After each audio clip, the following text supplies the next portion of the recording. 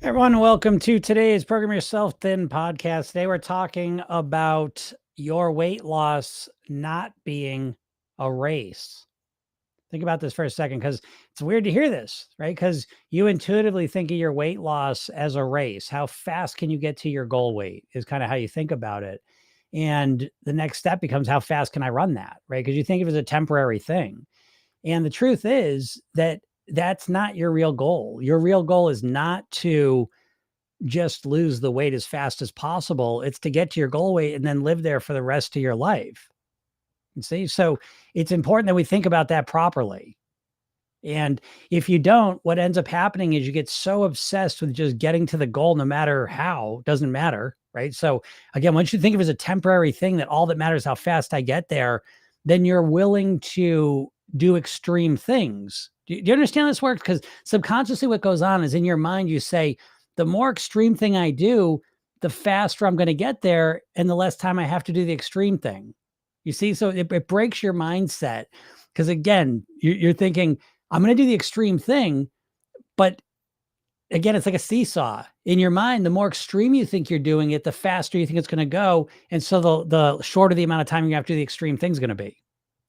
And so it sets you up for failure though, because number one, the more extreme thing you do, the less likely you ever are to even get to your goal, because the more extreme thing you do, the less likely you are to be able to keep it up, to even get to your goal weight. This is, and by the way, eventually what happens is the more extreme things you do to lose weight is that as you start to build up a repertoire or not a repertoire, I suppose, but a history of failure, right? I've tried this and I tried this and that didn't work, that didn't work, that didn't work, that didn't work. You start building up this whole history bank of failure and how difficult it was. And now it starts to prevent you from even doing anything to lose weight, right? Because the only way you're probably thinking about losing weight at this point is doing something kind of extreme or difficult. And so thinking of your weight loss as a race is one of the most damaging things you can do in so many ways. And again, you have to realize that it's not a race because you want to stay at your goal weight. That's the difference. It's not just to, reach a high mark and then just that I'll talk about that forever. It's something you want to live day in and day out. You want to be at your goal weight. You want to live at your goal weight. And so if you want to live at your goal weight for the rest of your life, then that is not a sprint. That's not a race. It's a forever process. If you think about brushing your teeth, right? That's another forever process that you have. You're going to do forever. You never imagine a time in your life that you're going to get your teeth so clean that you never have to brush them anymore. You see? But when you think about weight loss, you imagine this time where you're no longer going to have to diet or think about your weight anymore because you'll just be at your goal weight. And that's what sets people up for failure, is that the truth is that you have to manage this forever, just like your teeth. You got to brush your teeth forever. That's just part of the deal if you want to have healthy teeth. And it's the same thing with your weight. If you want to live at your goal weight forever, you need to be able to manage your eating, your lifestyle, your mindset, and your weight forever. So always focusing on short-term plans so that we can get fast results becomes a trap. It's a self-contained trap. And it sucks your mindset right into it. And it sucks the strategies that you even consider into it. So that all you can think of now are these extreme, overwhelming approaches to lose weight for a little while. That's the part we never say out loud. Because again, who wants to be keto for the rest of their life? Who wants to, count calories for the rest of your life? Most people don't. And the problem with these strategies is they are built for short-term, rapid results. But the truth is you want long-term, forever results. So it starts by clarifying your goal and realizing that your real goal is not rapid weight loss. It's really not. Again, I know you want to lose weight quickly, and I'm not even talking about that. But what I'm saying more is, don't you want to live at your goal weight? Do you want to live at your goal weight? And I'm going to assume you do. And what I'm saying to you is that your entire life, you have been programmed to think about weight loss as only losing weight, as just the process of losing it. And again, that sets you up to choose extreme, overwhelming things. And now you associate weight loss to stress, overwhelm, deprivation, boredom, difficulty, hard. And so you avoid it. So when you start to realize this is a forever process, like brushing your teeth, you can relax. You're never going to figure it out so much that you never have to think about it again. This is something you have to manage, just like your teeth.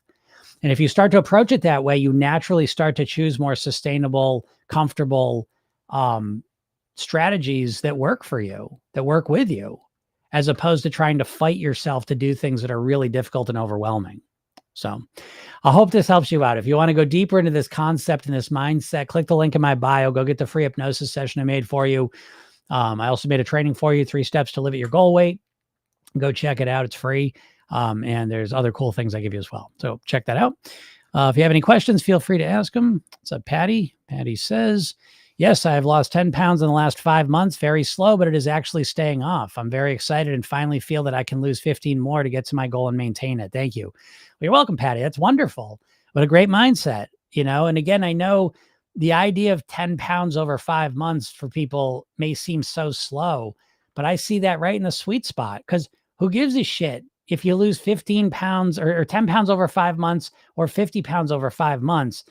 I know what you said. Well, what do you mean? Who gives a shit, Jim? We want to get this as fast as possible. No, wrong focus. It's the wrong focus, So Patty's got the right focus. It's on maintenance. And when you see the flip side of losing weight really slowly, of only losing 2 pounds a month over 5 months, of only losing 10 pounds over 5 months, the flip side to that slow, tedious weight loss is that you have been practicing the whole time maintaining. And at the end of the day, that's really what you're looking to do. See, that's the paradigm shift, is that you're not looking to lose weight. You're looking to learn how to live at your goal weight. I hope you can get that difference, because it's crucial. It's an identity shift. One is you being an overweight person who's just losing weight for a little bit. That's how you code it. And the other one is that you transform yourself into a thin, healthy, happy person who's able to live at their goal weight for the rest of their lives. And when you start to think of it that way, that mindset sets you up for success. Again, you do this with your teeth automatically, right? But imagine if you thought about your teeth and you're like, all right, I just want to get them really, really clean. As if once they were really clean, they would never need to be cleaned again. Right? Now that sounds silly, obviously, right? But your weight's the same way. But the diet industry has conditioned you subconsciously to associate that when you get to your goal weight, you're done. And that's the biggest mistake, So again, seemingly slow weight loss on one hand always means that you have, the way you've done it, you've stuck with it, right? Because if you've achieved weight loss and it's been tediously slow, but you've achieved weight loss, that typically means that you've been at it for a little while. So 5 months is a long time. Patty, by the way, where would this be? I'll give you, let me give you the numbers here. See if I can find these real quick. I'm using I have like a digital brain is what I call it. And it has all my books in it, but let me see. I got this new thing. I'm going to see if I can find, no, I want to see over here. Let's see if this works. It's called Notion. Y'all know Notion? It's kind of cool. Let's see. I know what book this is. Oh, what book is it? I'll just do that. Percentage. No, I know where it is too. I could just look it up easier, but I want to test something out. People. Let's see. Let's see if this works. I just added a pretty stupid prompt in here, to be honest. But let's see. Because I want to make you feel good, Patty, for a second. Because I want to give you the flip side of slow weight loss most of the time. All right, this isn't showing up yet. Oh, so I got 79 results. Remove. Let's see here.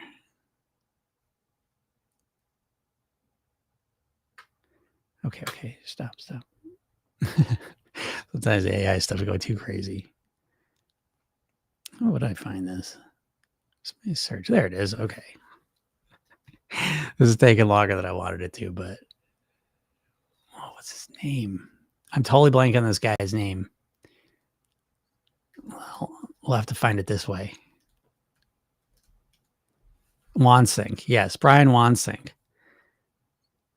Yeah, okay, there it is. It took us a little while to get there. 75% of dieters gave up after the first month. Okay. So for you, Patty, congratulations, right? Because right off the bat, you're past a month. So that puts you in the top 25%. Now, it doesn't have the stats past that because most people don't make it past there. But so the fact that you've made it to 5 months, I would say probably puts you easily in the top 10% of dieters, people trying to lose weight, if not probably the top 5%. It doesn't take long to get to the top of that list, by the way, because most dieters can't make it past a month. most dieters can't make it past a week. Well, not most. 39% of dieters don't make it past a week. I bet 30% don't make it past a day. But anyways, so Patty, great job, right? Because the flip side of slow weight loss is that you've maintained it for 5 months. And I would take that any day of the week over fast weight loss. I would take, let me put it this way. Let me put it real clear. And I wonder if you all agree or disagree with this. Which would you take? I already know what most of you would take, but I'm going to say it. Would you take 10 pounds of weight loss over 5 months or 10 pounds of weight loss over 1 month? So which would you take? 10 pounds of weight loss in a month or 10 pounds of weight loss over 5 months? Which one do you think is better? That's the way to frame the question. What do you think? Which one do you all think is better? Now, of course, your diet brain says, well, 10 pounds in a month, dipshit. What are you, thick? What's wrong with you? Nah. I will take 10 pounds over 5 months all day long because it implies that I've integrated what I've been doing, you know? So if I see one person, they've lost 10 pounds in 1 month, 10 pounds in 5 months, I'm going to put my money behind the 10 pounds in 5 months that they got a way more likely chance to get to their ultimate goal. What do you all think? That's a great, I've never really framed it that way, but that's such a great way to think about it because again, we have this knee-jerk reaction to just the fastest weight loss possible. But again, we're blinded to the real goal here. And the real goal is not the fastest weight loss. I know you think it is, but it's not. The real goal is the longest lasting weight loss. You want to live at your goal weight so you never have to lose weight again. So anyways, that's always this story. It's a hard, I mean, we're impatient by nature. And then it's just, you know, on top of being impatient by nature, we are conditioned to be impatient on top of it by the diet industry. So it really is a double whammy. What's up, Anna? Just finished dinner. Nice. Yeah. This is thanks to you. Live. I manage my overeating in the evenings. Thanks for all your teachings. Yeah, you're welcome. Yeah, that's great.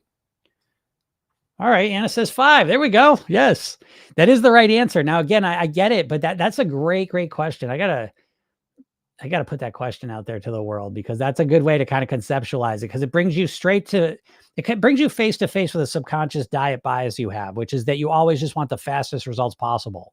That's like, I'm telling you, if you've been struggling with your weight for a while, I can almost guarantee you that you are subconsciously programmed to focus and be obsessed on the fastest weight loss possible. And that is right at the core of that. That's your biggest challenge mindset wise, is that thing there. So gymnast trick questions. That is a trick question. It's a good one though. Again, I thank you, Patty, for sharing that because that kind of brought me to that. It's a good question. I like that. That's a good one. What's up, Karen? Karen says, what are your thoughts about tofu? Is it a dense protein? Yeah, I mean, I like tofu. I eat some tofu. But again, you know, it's, I think it's fine within reason. Although I know, you know, obviously there's giant population that consume tons of tofu. So, you know, I think tofu is it a dense protein? I mean, I get that that's relative. I'm sure there's things that are denser and things that are less dense. So, but I like tofu. You know, I know that they did a little bit of a scare work on it, right? That I love it too. I think it's so funny that what did they find about tofu? That was a story not long ago that it has estrogenic qualities to it, right? And I just think that shit's funny. And maybe it does. I don't even know, but I just think it's so funny. And what a coincidence, because a lot of times if you eat a lot of soy or tofu, if you're a guy, it's like, oh, you're not a real man. Oh, you eat tofu, you're a soy boy. And it's like, I'm a vegetarian, so I guess I fall into that category. I'm practically a vegan. Even though I don't eat a ton of soy or tofu, I eat it as much as any other bean, I suppose. That's not true. I eat black beans and chickpeas the most, then probably lentils, then soy tofu, you know, but it's very much subconsciously the soy thing, tofu thing. And I just think it's funny with the estrogen. Maybe it increases estrogen levels. So I'm not going to say it doesn't, but I just think that's such a coincidence because again, far before they ever had any idea that it might've had estrogenic properties, they would, you know, people would say things to me, you know, basically questioning your manhood because I'm eating tofu. So anyways, I think tofu is great. I think soy is great and, you know, probably in moderation to some degree, even though I do know there's populations that eat it regularly, but I think it's a pretty clean protein and pretty responsible one. And I think it's good. It hasn't turned me into a woman yet, but we'll see. So anyways, Sandy says, I have to see progress on the scale consistently to stay motivated. Yeah, Sandy, but that's your number one problem, you know? People say that all the time. I need to see progress on the scale, or I'm just not motivated. And that's why you're probably not at your goal weight, just to be honest. Not to sound like a jerk here, but that's part of the problem. You can't just accept that, you know what I mean? Because there's going to be a lot of times in your weight loss that you hit plateaus and you don't have the results showing up on the scale. Now they'll be showing up in other ways for sure, but you may not. Again, I always say this: in the short term, weight loss is inconsistent and unpredictable. And over the medium term, it's like inconsistent and unpredictable. The long term, again, it does follow a pretty consistent trend line, but you'll have weeks up and down, just there's so many different factors that can impact your weight that if the only thing keeping you motivated is the scale has to keep going down, which by the way, I call that conditional motivation. And conditional motivation in life rarely works out very well for people, right? Conditional motivation is, okay, well, as long as what I'm doing is working, then I'll keep doing it, but it's like when you start doing something, you suck at it. So there's a great chance that it's not going to work all the time. And so you can't just expect, it's like you start a business. You're like, okay, well, I'll do this business as long as I make profit right from the beginning. Well, what are you going to do when you don't make a profit? Just quit? I'll learn this new thing as long as I understand it the whole time. Well, what? So, again, Sandy, that's a tough spot to be in. And again, I'm not picking on you because I know that's so important to me that then Program Yourself, then we follow the goal weight pyramid. In the very first section of it, the biggest section is mindset, right? And if you look, the very first thing we do is motivation, because very few people know how to actually motivate themselves. Most people, again, Sandy, are motivate themselves just like you, where it's like the scale has to keep going down for them to stay motivated. The only thing that matters is a scale going down. And if the scale doesn't go down, their motivation disappears and they can't stay on track. So yeah, it is a problem. But the solution is to come up with better motivation.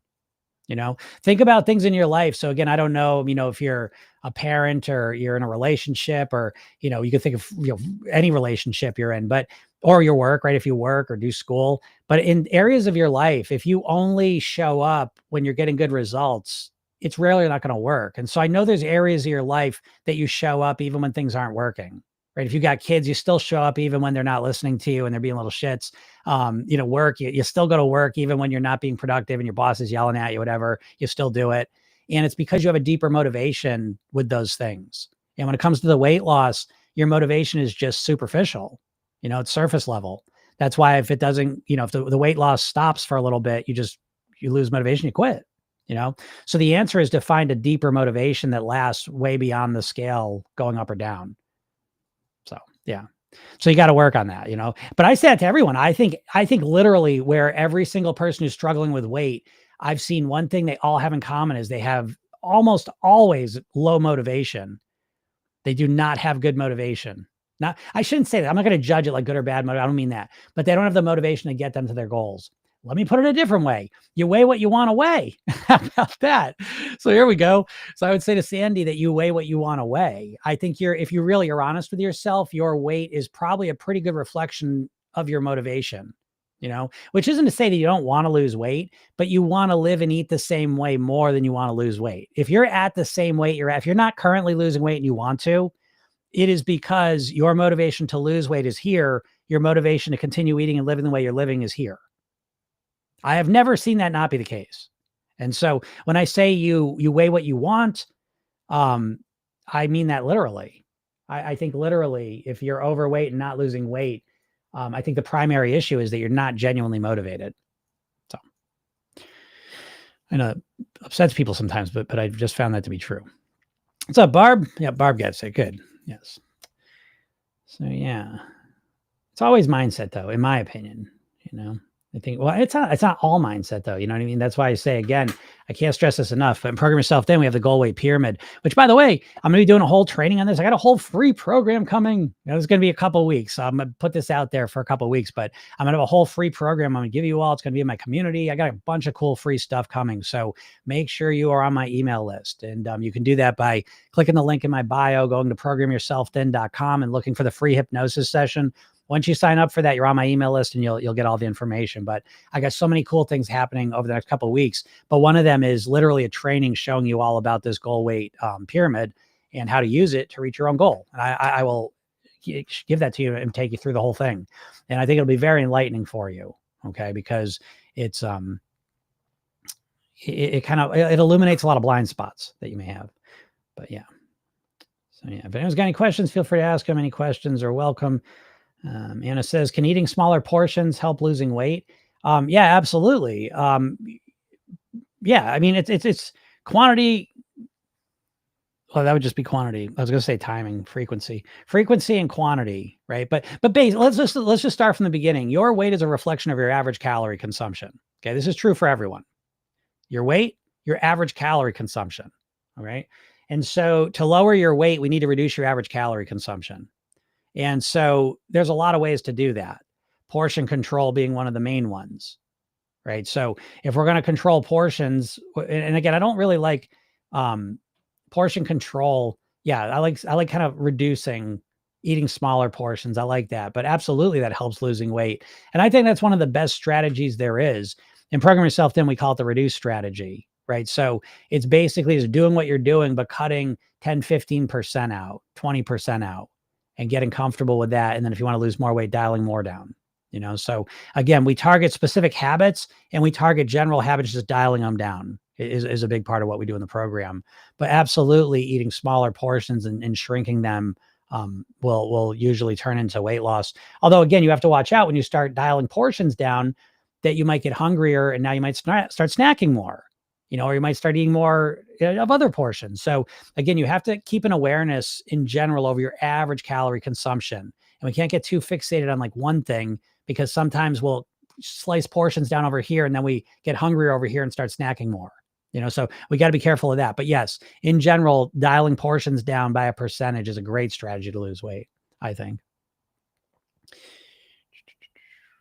What's up, Lisa? How's it going?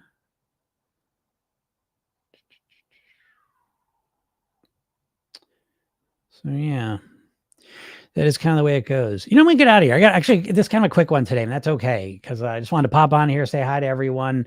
I do have a lot of stuff going on behind the scenes. So over the next couple of weeks, there's going to be so much cool stuff.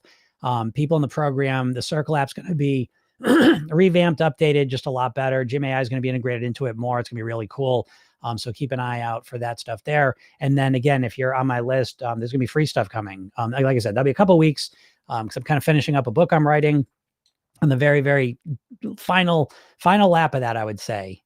Well, that's what I say now, but I've been working on this now probably 7 weeks. It's a short book too. I mean, it's 40 chapters, which may sound like a lot, but each chapter is a page or two, so it's not that long, but I've been working so much on that. So once that's kind of done, the next things, but these things are starting to change anyway. So who cares? Anyways, if you're not my email list, make sure you go click there, go check it out. Go to programyourselfthin.com and sign up for the hypnosis session, or go to my bio, click the link, go get the link to it. And once you opt into it, you'll get the hypnosis session. And then, again, you'll be on my email list and I'll send you a bunch of cool stuff. So, all right, everyone, have a super day and we'll talk soon. Bye.